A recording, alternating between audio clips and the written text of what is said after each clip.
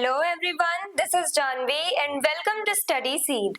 आज हम class 10th geography chapter 2 का टॉपिक 5 पढ़ेंगे, that is depletion of flora and fauna.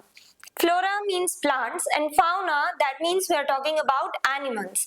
तो फ्लोरा का मतलब होता है प्लांट्स एंड फाउना का मतलब होता है एनिमल्स।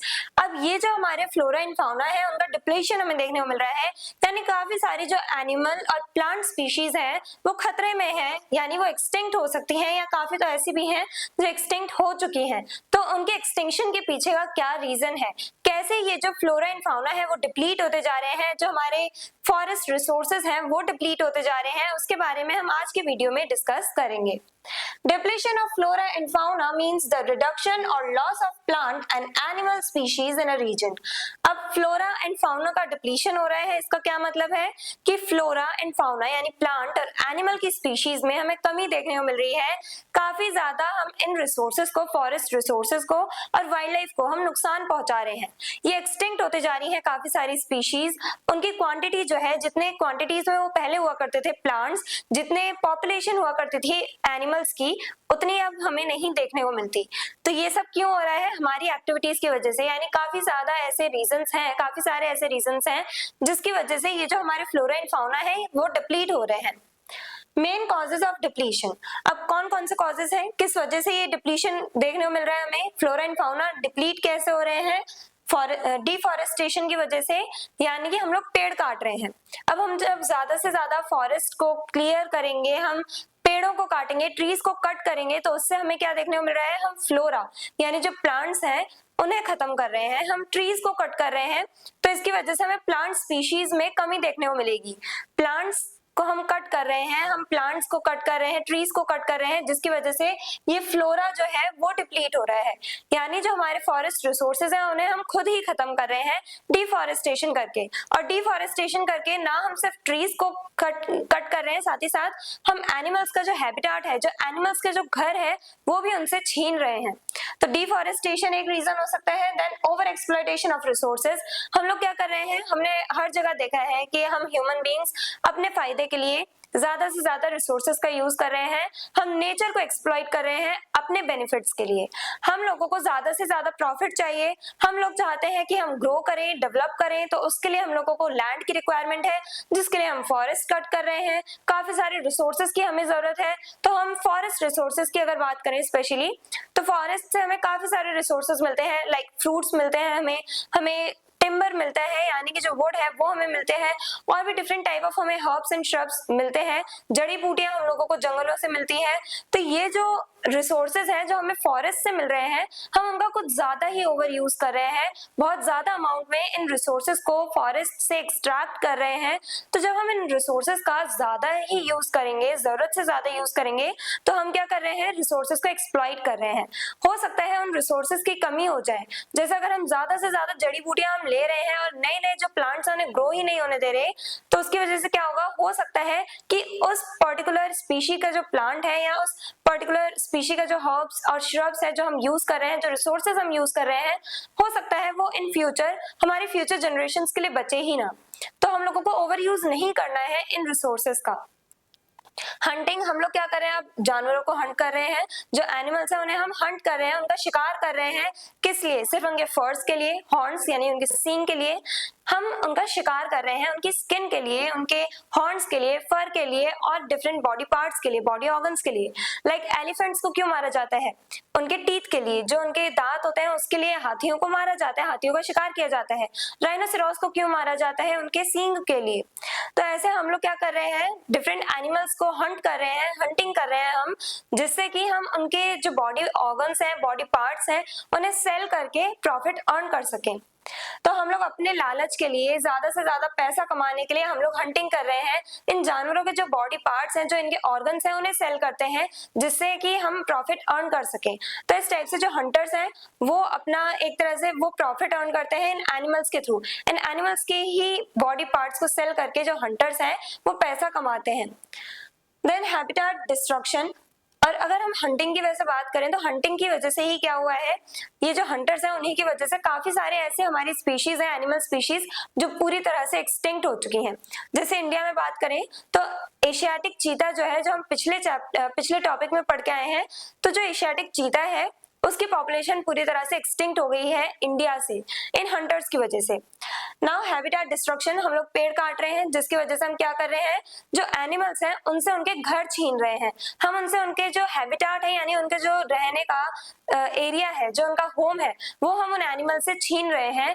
उन एनिमल्स को डिस्प्लेस होना पड़ रहा है, माइग्रेट करना पड़ रहा है हमारी वजह से।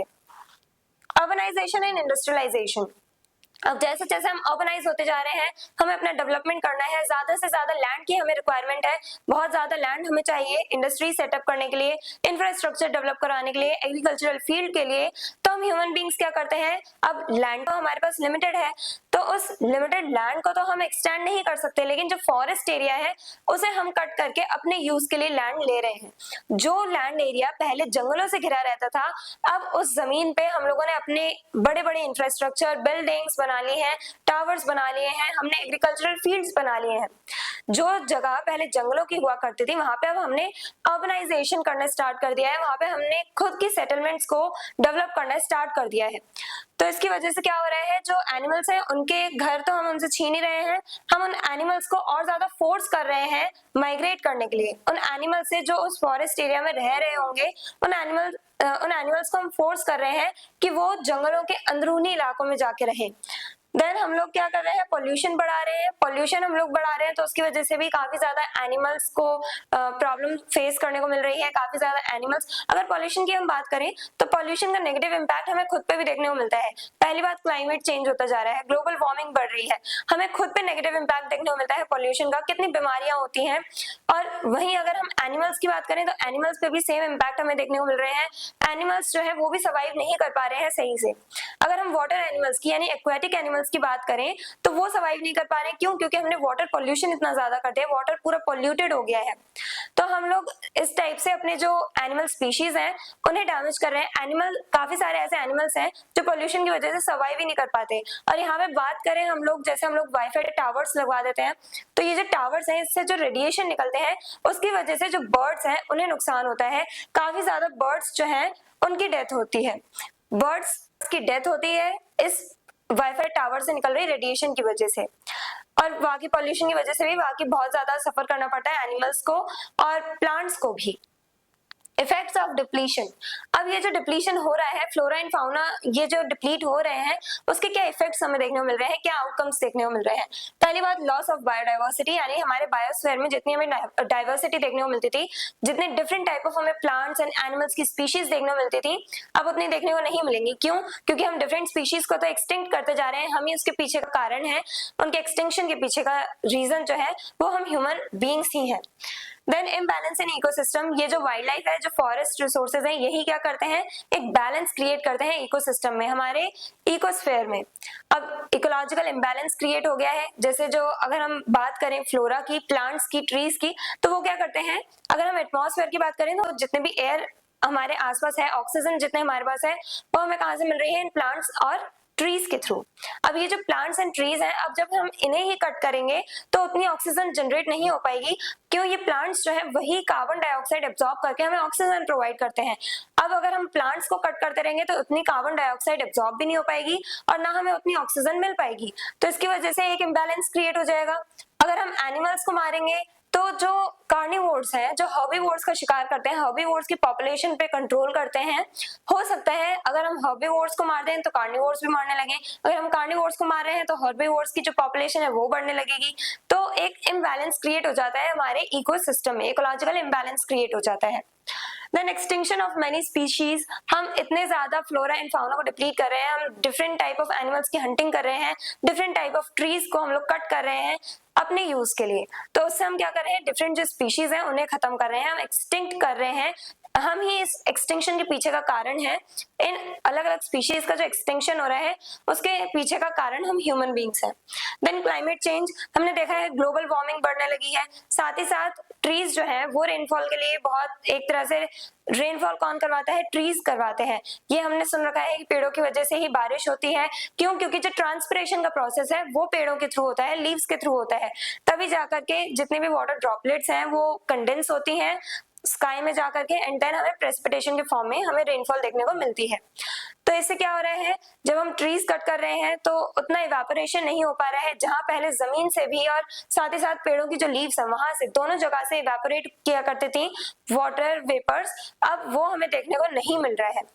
क्यों? क्योंकि अब लैंड से तो इवेपोरेशन हो रहा है, लेकिन हम पेड़ों को कट कर रहे हैं तो उतना हमें ट्रांसपिरेशन का प्रोसेस देखने को नहीं मिल रहा है। तो जितने अमाउंट में पहले वाटर वेपर इवेपोरेट करता था उतना अब नहीं कर रहा है, वाटर इतना ज्यादा इवेपोरेट नहीं कर रहा है वाटर वेपर के फॉर्म में।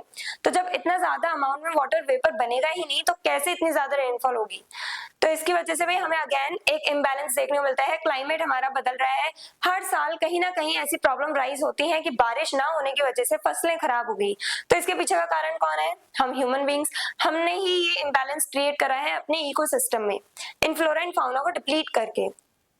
और इसी की वजह से जरूरत है इनको कंजर्व करने की, यानी फ्लोरा एंड फाउना को कंजर्व करने की जरूरत है। Protecting forest and wildlife is necessary to maintain ecological balance. ये लाइन हम आज तीसरी बार पढ़ रहे हैं कि हमें वाइल्ड लाइफ और फॉरेस्ट को कंजर्व करना है जिससे कि हम इकोलॉजिकल बैलेंस क्रिएट कर सकें। ये फ्लोरा एंड फाउना बहुत ज्यादा इंपॉर्टेंट है इकोलॉजिकल बैलेंस क्रिएट करने के लिए। यही हमारे इकोसिस्टम को एक बैलेंस में लेकर के चलते हैं, बैलेंस में मेंटेन करते हैं। हमने देखा है कि वाइल्ड लाइफ के होने से काफी ज्यादा हमारे जो दूसरे एनिमल्स की पॉपुलेशन है उस पर कंट्रोल रहता है।